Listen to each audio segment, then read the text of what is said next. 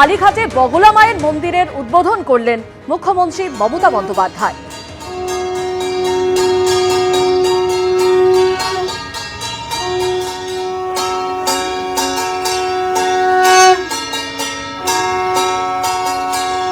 সরাসরি আমাদের প্রতিনিধি সৌভিক মজুমদার আমাদের সঙ্গে রয়েছেন। সৌভিক, আজকে সওয়াল জবাবে যে মূল বিষয় বারে বারে উঠে আসে তা হলো নথি সংরক্ষণ।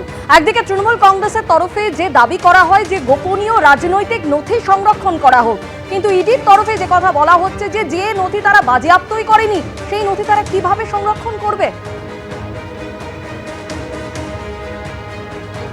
দেখো, এটাই কিন্তু আজকে ইডির তরফ থেকে বা কেন্দ্রীয় সরকারের তরফ থেকে মূল যুক্তি ছিল যে তারা 8ই জানুয়ারি শুনানির সময়, 8ই জানুয়ারি তল্লাশির সময় প্রতীক জৈনের বাড়ি থেকে এবং তার পাশাপাশি সল্টলেকে আইপ্যাকের অফিস থেকে এই দুটি জায়গা থেকে তারা কোনো ধরনের নথি বাজেয়াপ্ত করেননি এবং তারা যে নথি সংগ্রহ করেছিলেন সেই সমস্ত কিছু মাননীয় মুখ্যমন্ত্রী মমতা বন্দ্যোপাধ্যায় তিনি ঘটনাস্থলে উপস্থিত হয়ে ছিনিয়ে নিয়ে গেছেন। ফলে এই গোটা ঘটনার ক্ষেত্রে কোনো ধরনের নথি ইডি বাজেয়াপ্ত করেননি। ফলে যেটা তারা বাজেয়াপ্ত করেননি সেটা তারা কিভাবে সংরক্ষণ করবেন, সেটা তারা কেন সংরক্ষণ করবেন এবং সেটা তারা কোথায় সংরক্ষণ করবেন, এই প্রশ্ন ইডির তরফের আইনজীবীরা তুলেছেন।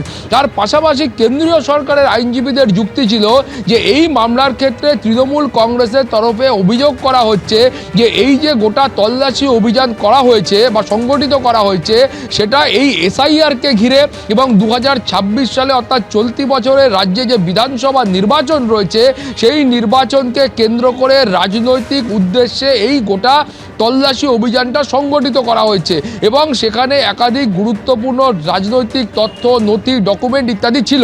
ফলে এখানে কেন্দ্রীয় সরকারের যুক্তি হচ্ছে যে গোটা তল্লাশি অভিযানে যদি এসআইআর প্রক্রিয়ার বিরুদ্ধে অভিযোগ ওঠে, যদি জাতীয় নির্বাচন কমিশনের বিরুদ্ধে অভিযোগ ওঠে, তাহলে তো এই মামলার ক্ষেত্রে জাতীয় নির্বাচন কমিশনকে পার্টি করতে হবে। ফলে জাতীয় নির্বাচন কমিশনকে পার্টি না করে এই মামলা কিভাবে গ্রহণযোগ্য হয় সেই প্রশ্ন তারা তুলেছিলেন।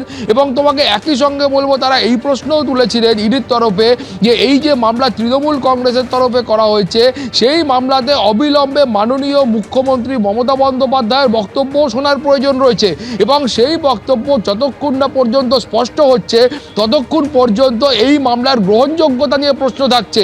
ফলে তুমি বুঝতে পারছো যে ইডির তরফে একেবারে গোড়া থেকে এই মামলার যে গ্রহণযোগ্যতা রয়েছে সেই গ্রহণযোগ্যতা নিয়ে তারা প্রশ্ন তুলেছিলেন এবং সেই কারণেই ইডির যে বক্তব্য ছিল সেই বক্তব্যকে ভিত্তি করেই কলকাতা হাইকোর্ট ইডির আবেদনে মান্যতা দিয়েছেন এবং ইডির তরফে যেটা বলা হয়েছিল যে তারা গোটা কলকাতা হাইকোর্টের এই যে গোটা ঘটনাবলী এবং ইডির তরফে যে তল্লাশি অভিযান এবং তার পরবর্তী পর্যায়ের যে ঘটনাক্রম এই সমস্তটা নিয়ে তারা সুপ্রিম কোর্টে মামলা করেছেন। সুপ্রিম কোর্টে মামলাটি এখনও বিচারাধীন রয়েছে, যে কোনো দিন যে কোনো মুহূর্তে তার শুনানি হবে। ফলে কলকাতা হাইকোর্টের পক্ষে এই একই ধরনের ঘটনার ক্ষেত্রে একটি মামলার বিচার প্রক্রিয়া এখানে সংগঠিত করা, আরেকটি মামলার বিচার প্রক্রিয়া সুপ্রিম কোর্টে সংগঠিত হবে, এইটা কিন্তু বিচার ব্যবস্থার ক্ষেত্রে বা জুডিশিয়াল ডেকোরামের মধ্যে যায় না। ফলে এটা করা একেবারে অনুচিত হবে এবং সেই আবেদনে মান্যতা দিয়ে কলকাতা হাইকোর্ট আজকে যেটা করেছে যে ইডির তরফে কলকাতা হাইকোর্টে পৃথক যে একটি মামলা করা হয়েছিল সেই মামলার শুনানির দিনটাকে মুলতুবি করে দেওয়া হয়েছে বা পিছিয়ে দেওয়া হয়েছে। কলকাতা হাইকোর্ট দেখতে চাইছেন যে সুপ্রিম কোর্টের তরফ থেকে কি নির্দেশ দেওয়া হয়, সেখান থেকে নির্দেশ দেওয়া হলে বা সেখান থেকে যা সিদ্ধান্ত হবে সেই সিদ্ধান্তের ওপরই কিন্তু কলকাতা হাইকোর্টে ইডির যে মামলা রয়েছে তার ভবিষ্যৎ নির্ভর করবে। ধন্যবাদ সোনালী। ইডি যেটা ফাইল করেছিল, যেটাতে আমি অ্যাপিয়ার করেছিলাম মমতা ব্যানার্জির হয়ে, Mamata Banerjee as chairperson of all India Trinamool Congress, not chief minister of West Bengal, সেই মামলাটা ইডি টাইম চেয়েছিল যে বিকজ অফ ওরা সুপ্রিম কোর্টে ম্যাটার পেন্ডিং আছে, সুপ্রিম কোর্টে ম্যাটার পেন্ডিং রয়েছে, অতএব তুমি এই মামলা এখন অ্যাডজন করে দাও। তো আমরা বলেছিলাম যে সুপ্রিম কোর্টে কি গ্রাউন্ডে চেয়েছে দেখো, আর আমরা বলেছিলাম যে আমরা we are agreeable to argue this matter, we are against this adjournment.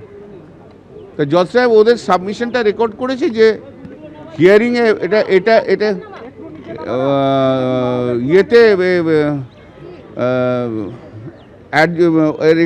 Record করেছে যে যে সেন্টার মানে ইডি অ্যাডজনমেন্ট চেয়েছে এবং আমরা মামলা করতে চেয়েছি, কিন্তু যেহেতু ইডি অ্যাডজনমেন্ট চেয়েছে সেই জন্য মামলা অ্যাডজন করা হলো। সুপ্রিম কোর্টের মামলা হওয়ার পর সেই মামলা লিবার্টি দেওয়া রইল মেনশন করার। This the other.